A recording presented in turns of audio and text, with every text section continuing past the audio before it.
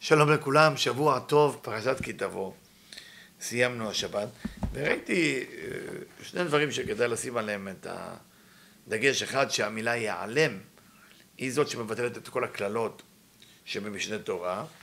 והדבר הנוסף, הכללה לאוניות, שתלך בדרך אשר אמרתי לך לא ללכת, למצרים. מה בעצם הפירוש הזה? אז הרב אשלג שולח אותנו לפרשת לך לך, עמוד מ"ח, סולם. חשבתי אולי לקרוא את זה, זה די עמוק, אבל חשוב מאוד. ויש כאן עמקות מאוד נפלא בו, חכני להעריך בו, להיות הכותב של כל המאמר שלפנינו. והנה כבר נתבהר לאל, שסוד הכלים והניצוצים של מוח החוכמה, לאדם הראשון שנשום ממנו בסביבת החץ עץ הדעת, ונמסרו לקליפות, כן? אני חושב שעד כאן זה ברור, כן? הם נמסרו למצרים. לאן נפל כל הנפילה בחץ עץ הדעת? נפל למצרים. שהוא סוד חוכמת מצרים, ואנחנו קוראים לזה חוכמת מצרים.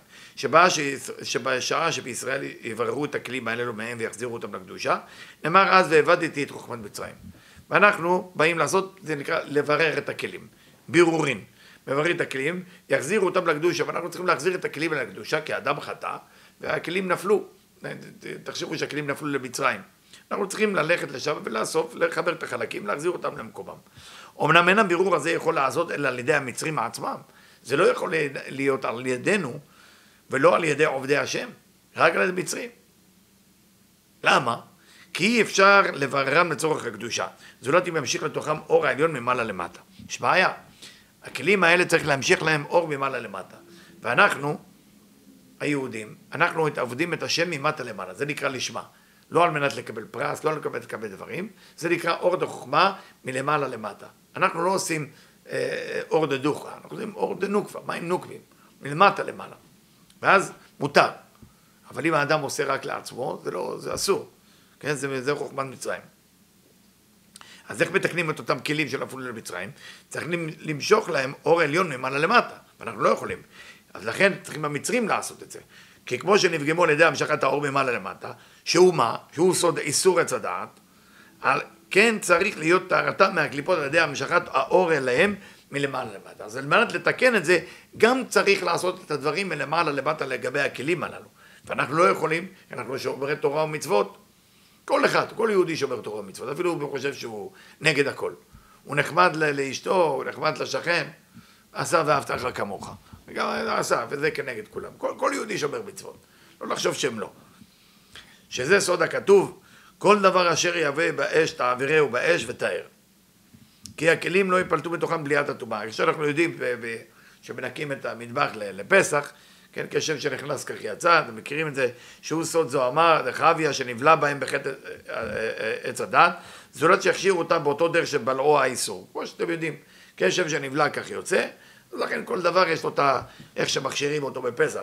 צריך לזכור את הדברים האלה, זה דברים שקשורים להלכות, אבל אנחנו צריכים להתמקד פה את העניין של הקליפות, שהמשיכו את האור הזה מלמעלה למטה, כל פעם שאדם מושך אור מלמעלה למטה, נמשך קליפות בזה, ולכן צריך לברר את הכלים, שהכלים האלה יחזרו לקדושה, אבל אנחנו לא יכולים להחזיר לקדושה, כי אנחנו עובדי השם, המטרה שלנו זה מלמטה למעלה.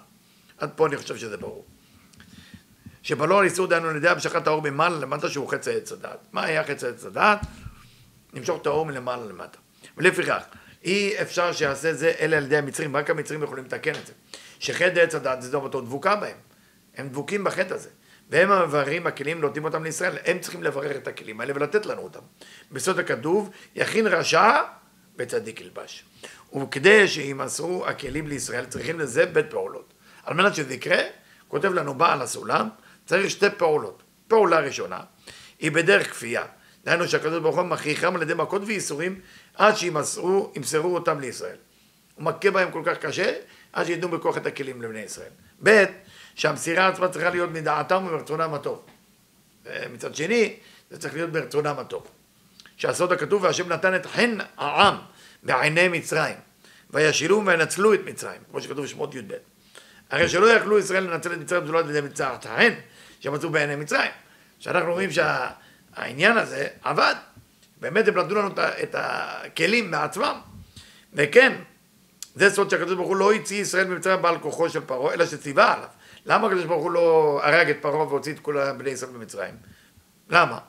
למה צריך לשאול אותו כל פעם לבוא אליו, לדבר, ונביא לך מכה? די, מה זה? מה? שלח את עמי ויעבדוני. דהיינו דווקא בהסכמתו, צריכים את ההסכמה שלו.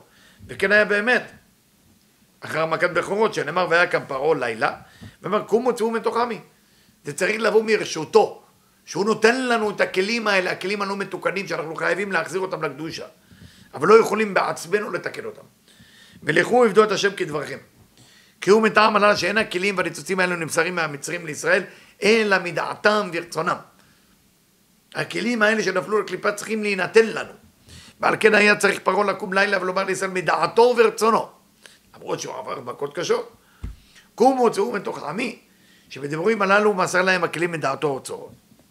ואין המוחים האלו נגמרים, שהם מדרגת אור החיה, אלא בגיל פעמים. שאומר אור החיה זה חוכמה. זה צריך לעבור 3 שלבים, שהם ג' מבחינת מוחין. א', בדרך ניסיון, כמו אברהם שלא ציווהו הקדוש ברוך הוא לרדת מצרימה. כמו אברהם, הקדוש ברוך הוא לא ציווה אותו לרדת מצרימה. אלא ששלח רעב בארץ. והכריחו בזה לרדת מצרימה מדעתו עצמו. ואחר שלוקחה שרה בית פרעה נצטער על כל אותו לילה, חשב שענשו הקדוש ברוך הוא על החטא שירד למצרים, מתחבר ברשעים הללו, התחיל לדאוג. אמר לא ציוו אותי לרדת מצרימה, היה רעב בארץ, ירדתי מצרימה בדעת עצמי, ועכשיו אולי מענישים אותי ולכן אשתו נחטפה, שרה. ואחר שעמד בניסיון ולא יראה רחם מידותיו יתברך, לא שפט את הקדוש ברוך הוא על מה שהוא עובר, זכה לקבל מפרעה מה? את הכלים והניצוצים למוחין הגדולים.